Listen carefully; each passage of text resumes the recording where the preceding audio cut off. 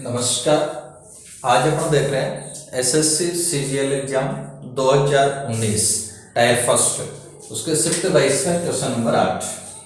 तो क्वेश्चन 8 अपने पास में है। एक ट्रक किसी निश्चित गति से 384 किलोमीटर की दूरी तय करता है। यदि गति को 16 किलोमीटर प्रति घंटा कम किया जाता है तो उसी दूरी को तय करने में 2 घंटे अधिक लगेंगे।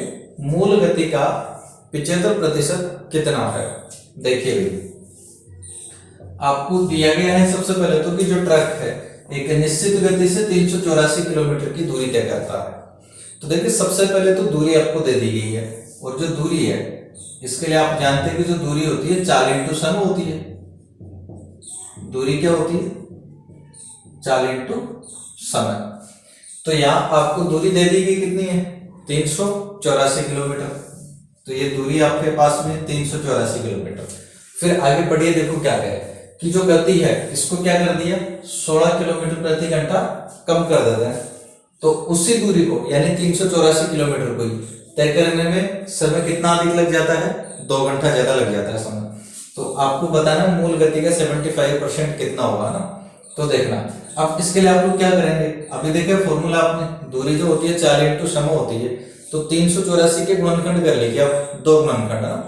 तो 384 के गुणनखंड आप लोग करेंगे तो एक तो देखिएगा, अब वो गुणनखंड करते समय अपन इसके गुणनखंड 2 प्रकार से करेंगे।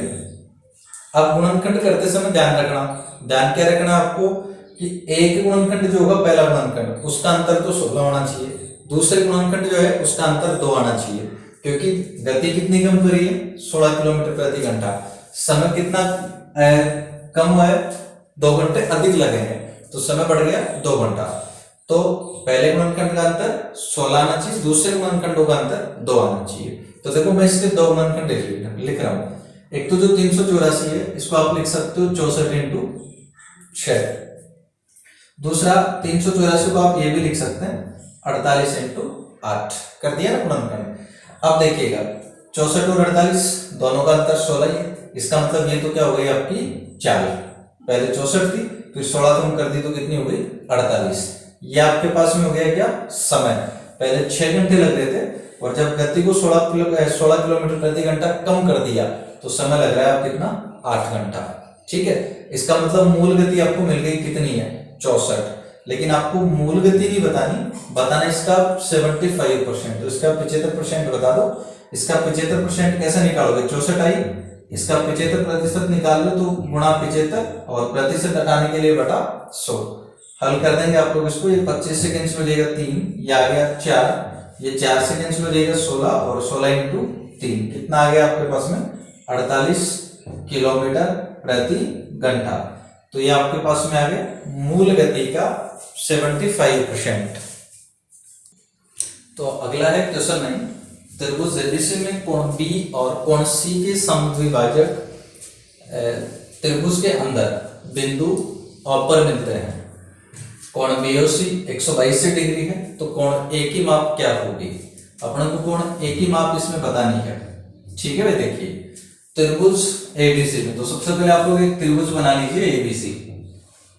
ये ABC एक त्रिभुज है आपके पास में, और इसमें आपको दे दिया गया है कि जो B और C है इनके समद्विभाजक त्रिभुज के अंदर बिंदु O पर मिल रहे हैं। तो B और C के जो समद्विभाजक है ये इस बिंदु O पर मिल रहे हैं। ठीक है, ये बिंदु O पर मिल रहे हैं दोनों के समद्विभाजक। तो समद्विभाजक का मतलब क्या हुआ कि OB इसका समद्विभाजक होने का मतलब ये दोनों कोण बराबर होंगे। OC C का समद्विभाजक है, इसका मतलब ये दोनों कोण बराबर होंगे। ठीक है, फिर आगे देखिए, यदि कोण BOC 122 डिग्री है, कोण BOC ये आपके पास में आ गया 122 डिग्री। तो आपको बताना कोण A की माप, इस कोण A की माप आपको बतानी है क्या होगी। ठीक है भाई, ध्यान देना। देखो ये 122 डिग्री हो गया ना। अब ये 122 डिग्री है, तो आप जानते हैं कि त्रिभुज के तीनों कोणों का योग होता है 180 डिग्री। तो ये जो तीनों कोण है 1, 2 और एक ये तीसरा 122 डिग्री, इनका तीनों का योग होगा 180 डिग्री। अब 180 में से 122 तो ये हो चुका है, इसका मतलब इन दो कोणों का जो योग हुआ ये आपके पास में कितना हो जाएगा, 180 में से 122 घटा दो तो ये आ जाएगा 58 डिग्री। तो ये तो बी का आधा है तो 1/2 है ना। तो ये ऐसे लिख देता हूं मैं 1 + 2, इनका दोनों का जो टोटल है ये आपके पास में आ गया 58 डिग्री, है ना। इनका दोनों का टोटल आ गया 58 डिग्री। अब इनका दोनों का योग अगर 58 है तो ये जो ये वाले जो दो कोण है 3 और 4, इनका दोनों का योग भी 58 ही होगा, क्योंकि ये इसके बराबर है ये इसके बराबर है। तो इसका मतलब 3 और 4 का जो योग है ना ये भी कितना आएगा, 58 ही आएगा। इसके अलावा एक आप ये जानते हैं कि एक ही बिंदु के चारों ओर बने कोणों का योग जो होता है ये 360 डिग्री होता है। अब 360 में से ये वाला जो कोण है ये आपके पास में आ गया 122 डिग्री। तो 122 ये आ गया, तो ये वाला जो कोण है 360 में से 122 घटा दो तो 238 आ जाएगा सर, हाँ। तो 238 डिग्री का ये वाला आ जाएगा। फिर अब ये देखो ये एक चतुर्भुज बन गया आपके पास, ये ABOCA चतुर्भुज बन रहा है ना। और आप जानते हैं कि चतुर्भुज के चारों कोणों का योग होता है 360 डिग्री। तो चतुर्भुज के चार कोण यानी कि एक तो कोण A है, फिर दो ये आगे, एक तो 3 और एक 4, इनका दोनों का योग आप लोग देख चुके हैं कितना है 58। और एक ये वाला कोण है ये आप लोग देख चुके कितना है 238, इनका सबका योग जो है 360 डिग्री हो जाएगा। तो कोण A आपके पास में कितना आ जाएगा 360 डिग्री, और माइनस इनको दोनों को जोड़ा कितना हो जाएगा 296। तो 360 में से 296 घटा दो कितना आ गया 64। तो ये आपके पास में कोण A आ गया 64 डिग्री, ठीक है। ये आ गई कोण A की माप। हाँ भाई, अगला क्वेश्चन 10, इस व्यंजक का मान क्या है। इस व्यंजक का वैल्यू आपको फाइंड करना है, देखिएगा। तो व्यंजक का वैल्यू फाइंड करना, व्यंजक ये है 2 × 3 / 2 of 3 × 2 / 4 + 4 multiply 4 divide 4 of 4 - 4 divide 4 × 4, ठीक है। देखो इस प्रकार का कोई भी व्यंजक होता है उसको हल करने के लिए आपको BODMAS नियम का ध्यान रखना है। कैसे हल करना, BODMAS यानी सबसे पहले हल करना आपको ब्रैकेट को, ब्रैकेट के बाद में O यानी कि ऑफ को हल करना है, ब्रैकेट के बाद में ऑफ के बाद में आपको हल करना है D यानी कि डिवाइड को, इसके बाद में आपको हल करना है M यानी कि मल्टीप्लाई, इसके बाद में आपको हल करना है A ऐड, और इसके बाद में आपको हल करना है S सब्सट्रैक्शन घटाना। तो देखते हैं, सबसे पहले आप ब्रैकेट हल करेंगे। तो ब्रैकेट हल करेंगे तो ये आ जाएगा 2 × 3 / 2 ऑफ 3 × 2 डिवाइड 4 + 4। अब देखिए ब्रैकेट में भी सबसे पहले किसको हल करोगे, ऑफ को। ब्रैकेट के बाद में किसका नंबर आ रहा है O यानी ऑफ। तो ब्रैकेट में सबसे पहले हल करेंगे अपन ऑफ को हल करेंगे तो 4 × 4 डिवाइड, अब देखिए ऑफ इनके दोनों के बीच में 4 ऑफ 4, ऑफ का मतलब मल्टीप्लाई होता है, तो 4 को मल्टीप्लाई करोगे 4 से तो यह आ जाएगा 16 - 4 डिवाइड 4 × 4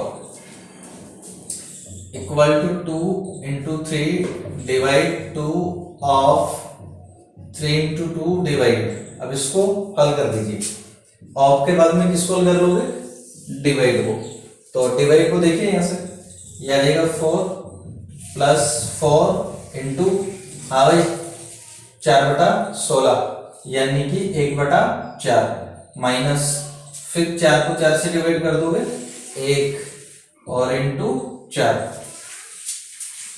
इक्वल टू 2 × 3 और ये डिवाइड 2 ऑफ 3 × 2 डिवाइड, हाँ भाई मल्टीप्लाई करना तो 4 + 4 × 4 1 ही आ जाएगा, और माइनस ये आपके पास में 4 आ जाएगा। देन 2 × 3 डिवाइड 2 ऑफ 3 × 2 डिवाइड, हल कर लीजिए 4 से 4 कैंसिल तो कितना आ जाएगा 1। अब ब्रैकेट कॉल कर दिए, ब्रैकेट कॉल कर दिया तो उसके बाद में नंबर आएगा ऑफ का, तो ऑफ कॉल करिएगा तो 2 into 3 डिवाइड 2 of 3, ऑफ का मतलब है मल्टीप्लाई, तो 2 को मल्टीप्लाई कर दोगे 3 से 6 आ जाएगा, और इंटू 2 डिवाइड 1, ऑफ के बाद में डिवाइड करेंगे तो डिवाइड करिए क्या आएगा 2 into 3/6, ये हो जाएगा 1/2, और इंटू 2 डिवाइड, इसको भी डिवाइड कॉल कर दो तो 2/1 2 आ जाएगा।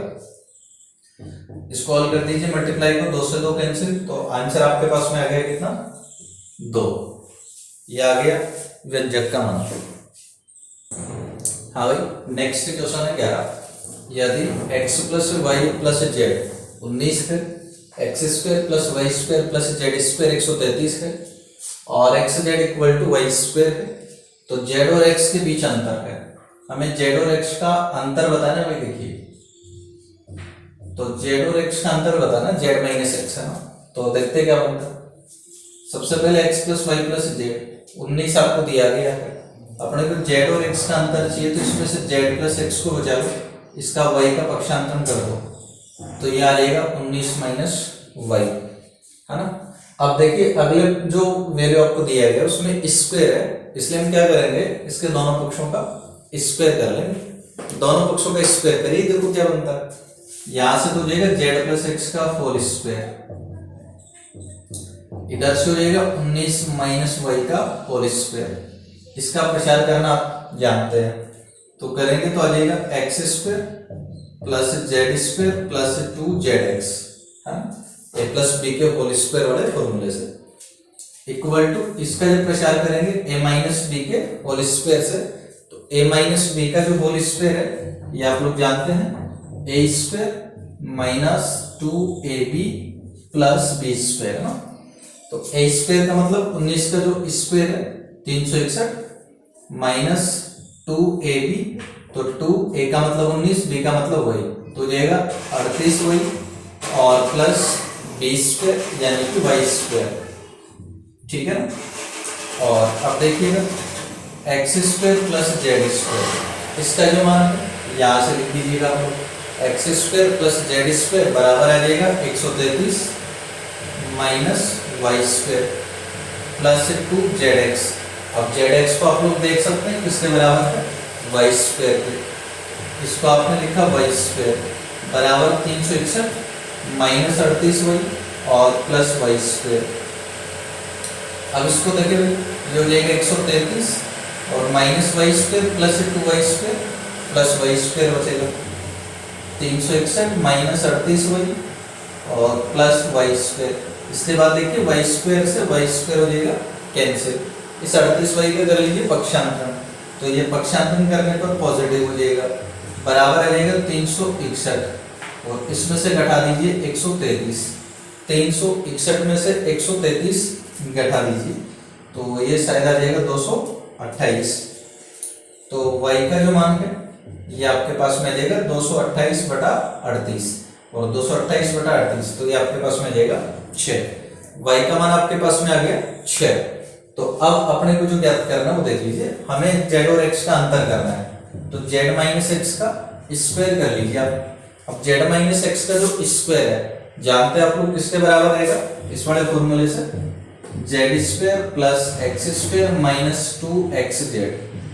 अब देखो ये जो x² + z² है इसका मान यहां से लिख दो, y² का पक्षांतरण करने पर क्या आ जाएगा 133 माइनस y² माइनस 2xz, और xz किसके बराबर है y² के, तो ये आ गया 133 माइनस 3y², तो 133 माइनस 3y, y का मान आपने ज्ञात किया 6, तो 6 का स्क्वायर हो जाएगा 36, 133 माइनस 36 को 3 से मल्टीप्लाई कर दोगे 108, और 133 में से 108 घटा दीजिए, ये आपके पास में आ जाएगा 25, तो वर्गमूल कर दीजिए दोनों पक्षों का, तो z - x 25 का जो वर्गमूल है ये आपके पास में आ जाएगा 5, तो ये आ गया आपका आंसर।